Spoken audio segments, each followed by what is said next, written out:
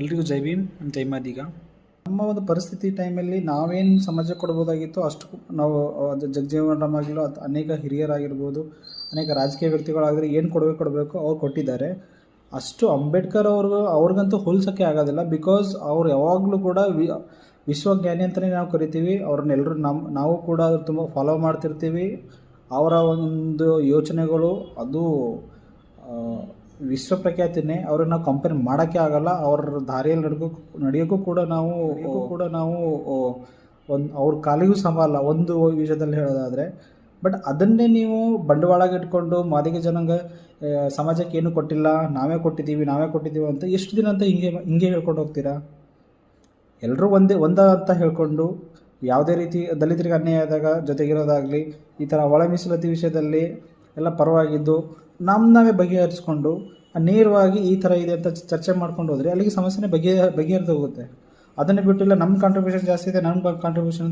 ಹೌದು ಸರ್, ಬಾಬಾ ಸಾಹೇಬ್ ಅವ್ರ ಕೊಡುಗೆ ತುಂಬ ಇದೆ. ಅವ್ರನ್ನ ನಾವು ಅಲ್ಲಗಳಿಗಿಂತ ಇಲ್ಲ, ಅವ್ರ ಕಾಲಿಗೂ ಸಮಾನಲ್ಲ. ಹಾಗಂತ ನೀವು ನಾನು ಅಂತ ಅಹಂಕಾರ ಏನಕ್ಕೆ ತೋರಿಸೋದು?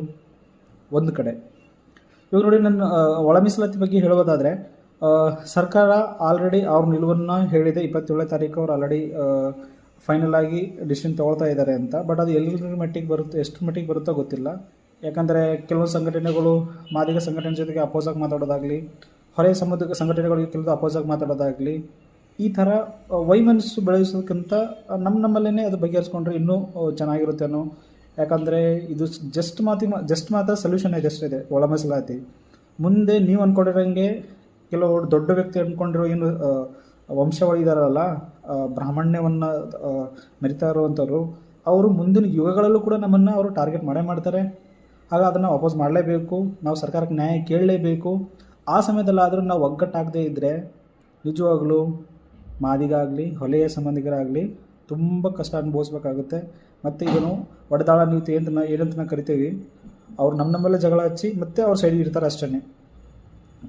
ನೆಕ್ಸ್ಟು ಕೆಲವೊಂದು ಸಂಘಟನೆಗಳು ಹೇಳ್ತಾ ಇದ್ದಾರೆ, ಅವ್ರವ್ರ ಒಪಿನಿಯನ್ ಹೇಳ್ತಾ ಇರುವಂಥದ್ದು, ಇಲ್ಲ ಮಾದಿಗ ಸಮುದಾಯ ಆಲ್ರೆಡಿ BJPಗೆ ಹೊರಟೋಗಿದೆ, BJP ಅವ್ರಿಗೆ ಆಲ್ರೆಡಿ ಫಾಲೋ ಮಾಡ್ತಿದ್ದಾರೆ. ಯಾಕಂದರೆ ಕೆಲವು ಹಿರಿಯರು ಅರುಣ್ ಕುಮಾರ್ ಆಗಲಿ, ಭಾಸ್ಕರ್ ಪ್ರಸಾದ್ ಅವರೆಲ್ಲ BJPಯ ಕೆಲವೊಬ್ಬರು ಜೊತೆ ಫೋಟೋ ತೆಗೆಸ್ಕೊಂಡು ಅವ್ರ ಪರವಾಗಿದ್ದಾರೆ ಅಂತ ಹೇಳ್ತಿದ್ದಾರೆ. ಅದನ್ನು ಫೋಟೋಗಳು ನೋಡಿಬಿಟ್ಟು ನೀವು ಅವರು BJPಯವರು ಅವರು ಆ ಸಿದ್ಧಾಂತಕ್ಕೆ ಹೋಗ್ತಿದ್ದಾರೆ ಅಂತಂದರೆ ನಿಜವಾಗ್ಲೂ ದೊಡ್ಡ ತಪ್ಪು. ನಾನು ಸ್ಪೆಷಲಿ ಹೊಲೆಯ ಸಮುದಾಯಕ್ಕೆ ಹೇಳುವಂಥದ್ದು.